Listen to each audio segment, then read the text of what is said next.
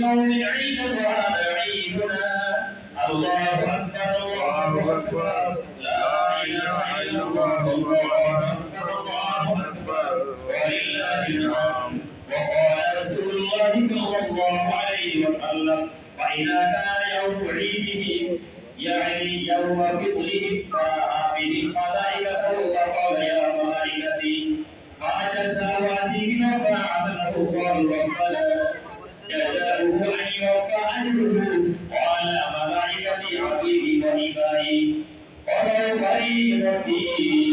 عليهم ثم خرجوا يحجون يتبعي وعزتي وجلالي وكرمي وعلمي وارتفاع مكاني لأجيبنهم ويقول ارجعوا قد غفرت لكم وقدمت سيئاتكم حسنات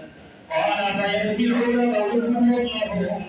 الله أكبر الله أكبر لا إله إلا الله الله أكبر الله أكبر ولله الحمد الله أكبر الله أكبر لا إله إلا الله الله أكبر الله أكبر ولله الحمد